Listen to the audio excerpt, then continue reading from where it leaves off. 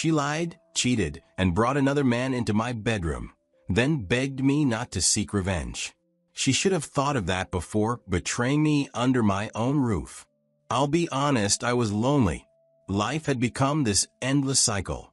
Work, eat, sleep, repeat. I didn't have anyone to share it with, and it started to weigh on you after a while. I wanted someone to talk to, someone to care about. That's when I decided to give online dating a shot. I figured, why not? People meet online all the time, right? Maybe I'd get lucky. And that's how I met Tiana, a vibrant, beautiful woman from the Caribbean.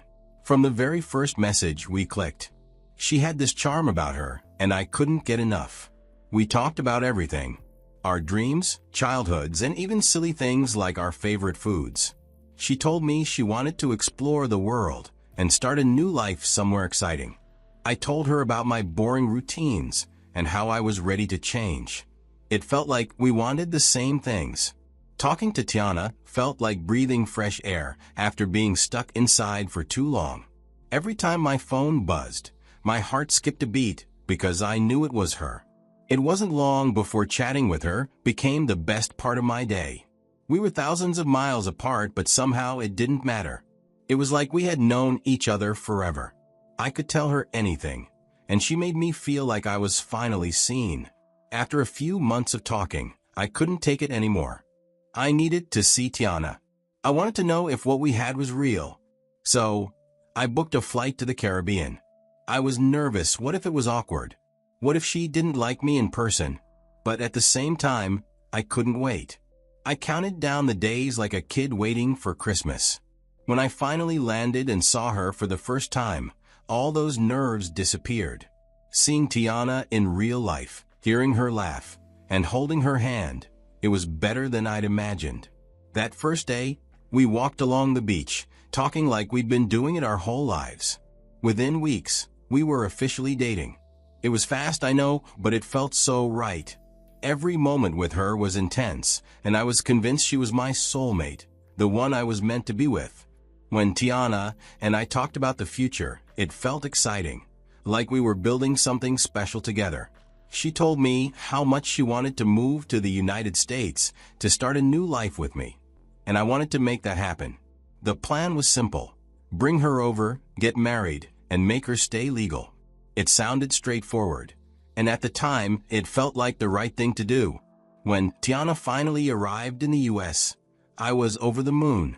Seeing her jump into my arms at the airport felt like a dream come true. We moved in together, and for the first few weeks it was perfect. We explored the city, shared meals, and talked about all the things we wanted to do together. But as happy as I was, I also felt a new sense of pressure. I knew it was up to me to make sure everything went smoothly, not just for her, but for us. We talked about getting married soon after she arrived, but I told her I needed some time to sort things out. There were financial issues I had to take care of and other responsibilities I wanted to get in order before making that big step. Tiana seemed to understand.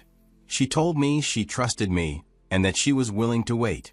That meant a lot to me, and it made me feel even more secure in our relationship.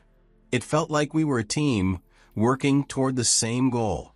Looking back, it's painful to realize how much I trusted her back then. I truly believed we were on the same page, working toward a shared future. That's what made what happened later so devastating. After 4 months of Tiana's arrival, little things started to change, small things that didn't seem like much at first, but started adding up. It began with how she talked about my best friend, Mike. She seemed to bring him up in conversations more than usual. At first, I didn't think much of it. Mike's been in my life for years. He's like a brother to me. Tiana would laugh at his jokes and say things like, "Mike is so funny," or "Mike really understands me." She talked about him with a kind of excitement I hadn't seen before. It made me feel uneasy, but I told myself I was overthinking.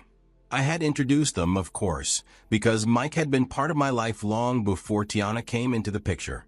But their interaction started to feel different. They seemed a bit too comfortable around each other. Tiana also started disappearing for short periods during the day. She'd say she was running errands. When I asked why she took so long, she'd change the subject or brush it off like I was being paranoid. Part of me wanted to believe I was just imagining things. After all, Tiana had left everything behind to be with me. She moved to a new country, away from her family and friends. Wasn't I being unfair by doubting her? But the doubts didn't go away. Once a crack forms, it's hard to ignore. At the same time, I was scared of what I might find if I pushed too hard. What if I accused her and was wrong? What if I ended up ruining our relationship over nothing? So, I kept my suspicions to myself. I watched. I listened. I waited. The day I confirmed my suspicions started like any other. I wasn't supposed to come home that afternoon. I had forgotten my work laptop at home and realized it halfway through my drive to the office. It wasn't a big deal. I could have gone without it, but I decided to turn back. I thought it would be a quick in and out, grab the laptop, and head back to work. As I pulled into the driveway, everything seemed normal. The house was quiet. I wasn't expecting anything out of the ordinary. The moment I opened the front door, I walked through the hallway, heading toward the living room where I had left my laptop. That's when I heard it, soft laughter, whispers, and moans. I froze. Slowly, I moved toward the sound, careful not to make a noise. When I peeked into the bedroom, my worst fears were right there in front of me. There she was, my girlfriend, lying on the bed with my best friend. They were wrapped up in each other, kissing like there was no tomorrow. I stood there, completely frozen, watching the scene. My mind went blank. I didn't know what to do. My first instinct was to burst into the room and yell, to confront them and demand answers. But something stopped me. Instead, I reached for my phone, my hands shaking as I hit the record button on the camera. I needed proof. I didn't know why exactly, I just knew I needed it. As I stood there, silently recording, a wave of emotions hit me all at once.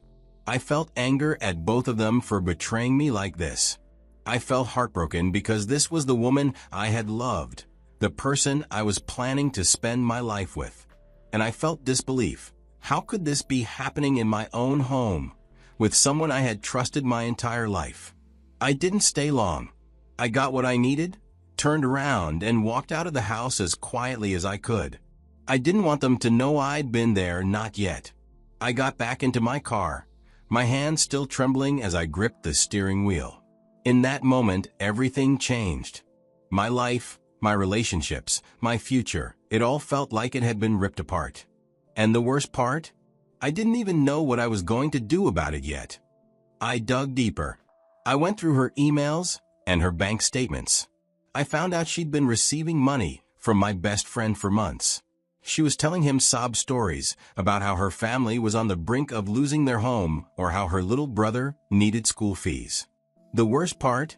She made it seem like I didn't care about her family, which couldn't have been further from the truth.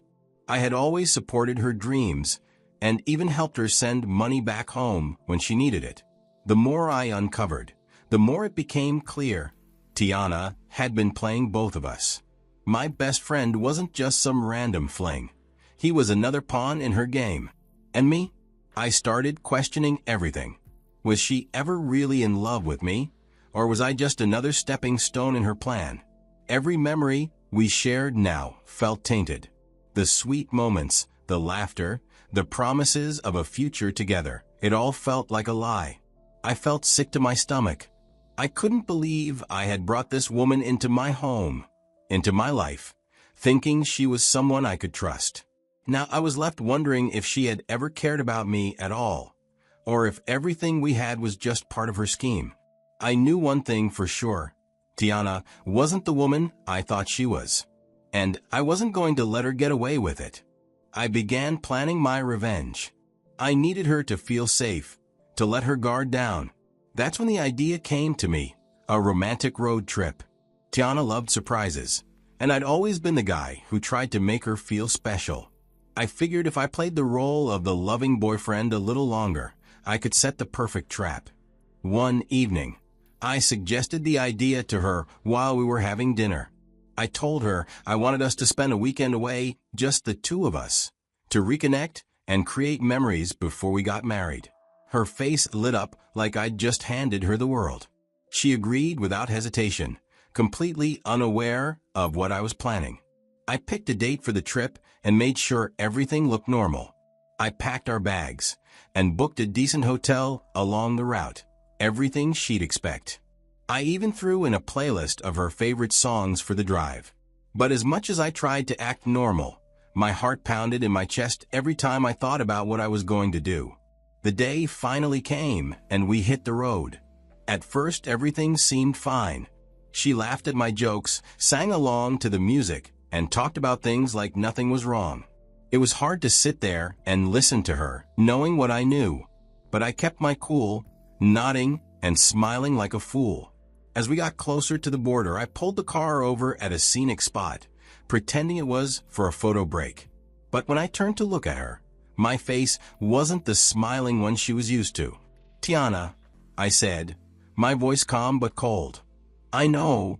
She looked confused at first, but then her smile faded. "What do you mean?" she asked, trying to play dumb. I pulled out my phone and showed her the video, the one of her and my best friend. Her face went pale, and she stared at the screen like it was going to disappear if she blinked enough. "Don't bother lying," I said, cutting her off before she could speak. "I saw it. I've known for weeks." She started to cry, mumbling excuses about how it wasn't what it looked like and how she didn't mean to hurt me. But I wasn't in the mood to hear it. "It gets worse, doesn't it?" I said, my voice shaking with anger. "You've been playing both of us, haven't you? Taking money, making us think you care. Was any of this real?" She froze, and that was all the answer I needed. Her silence said it all. I got back in the car and told her to buckle up. She was still crying, begging me to talk it out, but I ignored her. The rest of the drive was dead silent, except for her occasional sniffles. When we finally reached the border, I pulled into the checkpoint and turned to her one last time. "You thought you could use me and get away with it. But this is where it ends." Her eyes widened as the realization hit her. "You can't do this," she said, panic creeping into her voice. "Please let me explain." But I was done listening. I handed over her details to the officers and explained the situation. Because she had overstayed her visa, they took her into custody immediately. She begged, screamed, and even threatened to expose me for what I'd done. But none of it mattered. The law was the law, and she had broken it. As I drove away, I knew she wouldn't be coming back. Because of her overstay, she'd be blacklisted from entering the country for years, maybe even forever. She was out of my life. As I drove away, it hit me how much I'd lost. It wasn't just her. I lost my best friend, the guy I thought had my back since we were kids. And I lost the version of myself that trusted people so easily. The house felt quieter when I got home. I cut off all contact with both of them, her and my best friend. I blocked their numbers, deleted their photos, and avoided places where I might run into him. It wasn't easy, though. There were nights I'd sit there and wonder if things could have been different, if I'd missed some signs earlier, or if I was partly to blame. But every time I remembered the way they betrayed me, that feeling of regret faded. Looking back, I realized the pain wasn't just about losing her. It was about being used, manipulated, and lied to by someone I loved and someone I trusted. She wasn't just unfaithful. She played us both, me and my best friend, for her own gain. I can't say whether he deserved it, but I know I didn't. Still, I can't ignore that part of me feels relieved. I caught this before it went any further. Imagine if we had gotten married. Imagine building a future with someone who didn't even see me as more than a means to an end. Weirdly, I'm thankful I found out when I did, painful as it was. I learned a lot from this mess. For one, love isn't just about chemistry or shared dreams.